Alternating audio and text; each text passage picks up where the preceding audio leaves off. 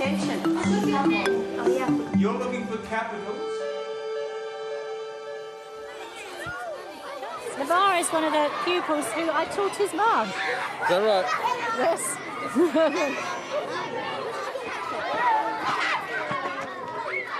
Jackie de Saulles first did playground duty at Howard Primary School in Croydon 25 years ago as a supply teacher.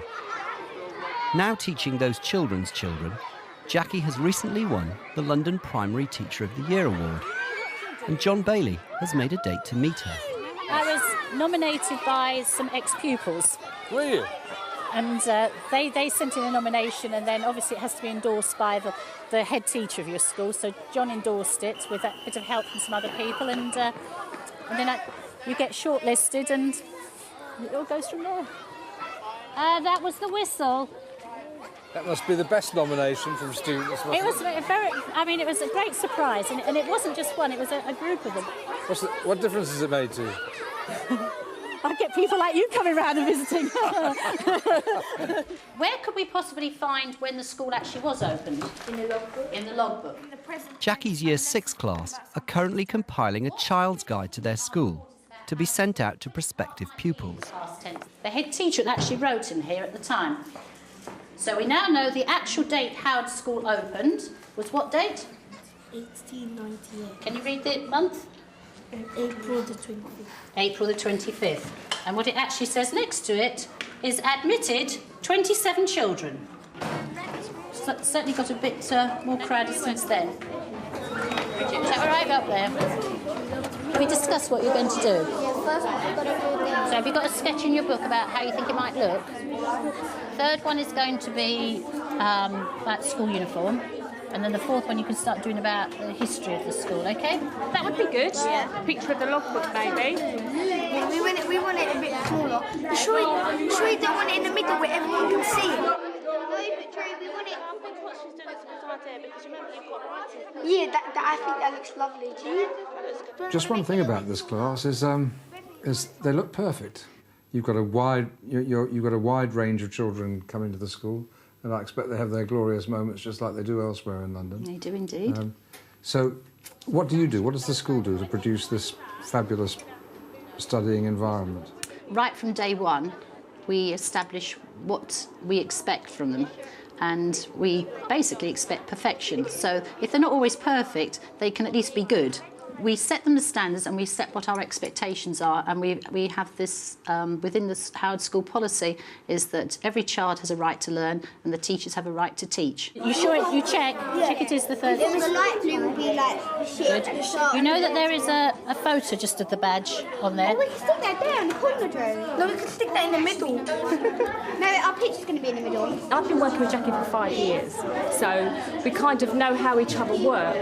We sort of feed off of each other. I can see that she's dead charismatic in the class. Oh, definitely. How does she do it? What is it? I think she's a one-off, to be honest with you. They love being taught by her. She makes the lessons so interesting. And she takes them very seriously, doesn't she? Yes, she does. I think she's found that fine line between... She's got a sense of humour and she'll have a joke with the children, but she knows how to control them, really. Right, can you listen, please? The first thing is make sure you have saved what you have done. If you log off and then Mrs. Holdaway is going to put it so that we can have a chance to see what everybody's done on the big screen. Drew, who are you working with? Bethany. Let's go to Bethany first, because Drew likes the way his name comes in. Falling down. One of the big gripes these days is that it's the central direction of education. You know, Ofsted, the national curriculum, literacy hour, numeracy hour. Well, I'm very lucky because I'm not restricted to timetables in the sense that I have to do an hour of this, an hour of that. Obviously, I make sure I cover all the things that the national curriculum requires me to, and teaching Year 6, you know if you've done that by the SATS results. But on a day-to-day basis, I'm allowed to be as free in my teaching as I want to be. But that's a very good start. Well done. And the children respond well to that freedom. In a mixed ability school, where over a quarter of the pupils have English as an additional language, Jackie's class was in the top 5% nationally in last year's SATs. Real learning happens like when you go out on trips and things like that, and first-hand observation, first-hand evidence, that's maybe being cut out somewhat by by the focus on, especially the numeracy, literacy, science. I mean, we try our best to still have a broad and balanced curriculum, but sometimes it's not always easy. Lunchtime, a moment for reflection. But with her keen band of helpers, lunchtimes in Jackie's classroom are seldom restful. Bring them over here, what you've got. These smaller ones, OK? Don't worry about that one, don't worry about that one, but all the ones that are sort of, they can be thrown away, OK? There's 10 minutes left for the lunch break. As the late, great Frankie Howard would say, you're at it all the time. Short lunch breaks, preparation, paying attention to children all the time. Is that how you have to do it? We work on the basis that we're one big team in this classroom, and so if I'm prepared to give up some of my time, they'll be prepared to give up some of their time, so if they need additional help with work or learning, then that's how we view it. Do you work in the evenings as well? I do. Until when? Go on, be on. Tell the truth. Certainly round up to about midnight. Right, what I would like you to have out in front of you first is the work that you took home to do with the cans and also the bread. Now, I've already had conversations with some people. They found it a bit difficult, but I think if we go back over Jackie some of the embarks work on we an did afternoon last of week science, and remembering revisiting what we heard last from the week's videos, topic I think before you'll soon tackling see today's. Actually, the answers were quite repetitive. If you just could remember what microbes like in order to survive. What's the first thing we learnt about microorganisms? What can you say about microorganisms? What's the first thing that comes into your mind? Very tiny. Very, very tiny, microscopic. Thank you, Javier. They don't like extremely hot places. They don't like extremely hot places. So what could we say, Jennifer, what could we say that they do like? Not too wet, but... Not too wet, not too dry. They live in warm and damp places, but they also live in the air. Right, so you've actually said 3 things that they like there. Are you able to sort that out in your brain and work out what it is you've said? 2 things crossed my mind. One was just the idea of overlearning. That cycle of what happens to bacteria. You really went at hammer and tongs several times over. You've just answered brilliantly, but I'm not sure you're aware that you've answered brilliantly. They like heat, but not too... They like heat, but not too hot. Right, so what was the word you used? They like it to be warm. I think there's sometimes a misunderstanding that just because you've done something with a class, they've learnt it.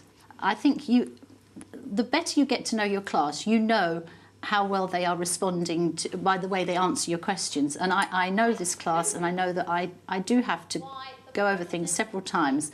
Somehow you just know when they've moved on a step, that learning has taken place. And what was the last thing that Jennifer mentioned? Damp. And dampness. And I think, because when I was doing my homework, I thought, well, why would they not be able to live in a sealed up jar or a can? But then I realised it's because there's no air, and if they don't have air, they can't live in there. See how easy it is when you just think. So, OK, we've talked about microorganisms. They're very, very tiny. They're microscopic. You need what to see them? Microscope. Microscope to see them. One of the things I do focus on is the key vocabulary in any subject.